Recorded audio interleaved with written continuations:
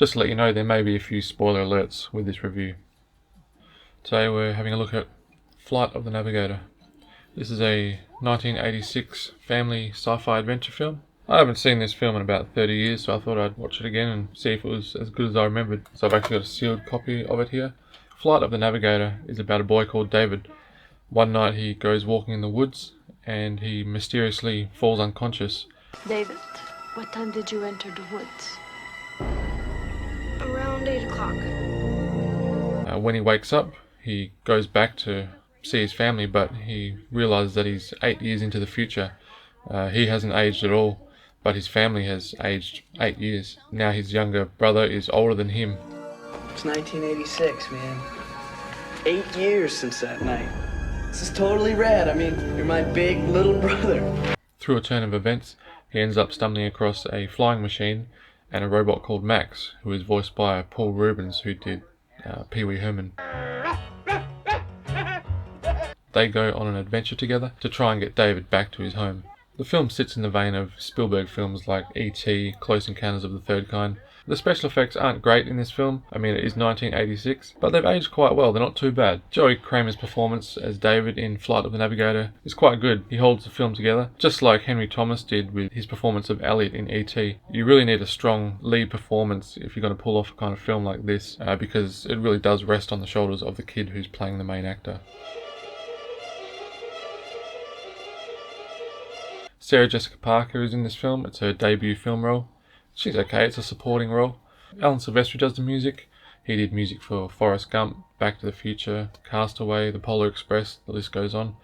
And he really helps to elevate the film to another level with his fantastic music. Where did this come from? From the mind of a 12-year-old boy?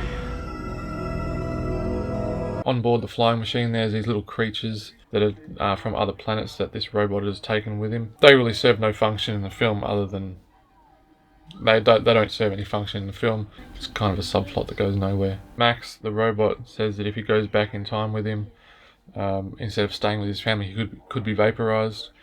So it's clear that Max really doesn't really know what's going on. He's not the intelligent life form that he says he is. It's never explained how David fell asleep and then woke up 8 years later.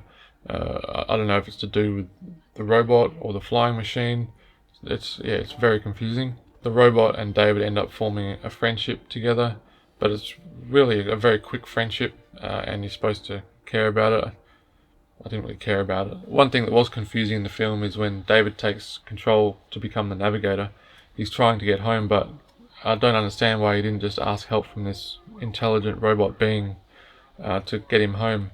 It seems like he's just, it's like a little kid that wants their own way and he wants to try and figure it out for himself how to get home. But if it was me, I would have just said, look, Max, just get me home. I'm sick of this. I want to figure out what's going on. It's been 8 years. I haven't aged. Seriously, just get me home. I got no time for shenanigans, really. So there was that issue there going on, but maybe you don't have to think about it too hard with that. Maybe you just got to let David take the reins and try and find his own way home. I don't know. There's quite a few loopholes in this film, just to do with time and space. But you don't really need to read into it that much. It's really just a fun, friendly family film. I'm getting bugged driving up and down the same old strip. I gotta find a new place where the kids are here. His brother ends up letting off fireworks at the end to let him know where he is, but like I said, if the robot was that intelligent like he says he is, he should know where to take David. When David finally gets home, he tells his mum that he loves her. Huh?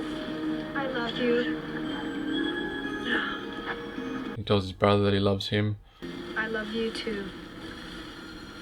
But he doesn't say anything to his dad. Alrighty then. It would have made more sense if, he was having squabbles with his brother in the beginning, and they were kind of at loggerheads together, and then he finally realizes that he loves him, but there's none of that going on. So David was just a normal kid throughout the whole film. He didn't really go through much of a change in character arc or progression. Kind of just felt like he ended up back where he started. The script writing was a little bit of a letdown, but overall, like I said, it's a fun, family-friendly film. The film starts off a little bit slow, but it does pick up for the second half of the film. You don't have to think too hard when watching this. You just go into it and you just cruise along for the ride like David does. Nothing's too hard. He doesn't really have to think a lot. He gets back home and it's all good. So with that, I'm going to give Flight of the Navigator 3 out of 5 stars.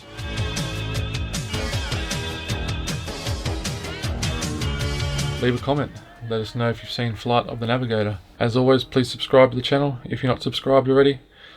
And I'll see you next time. Thanks for watching. My buddy's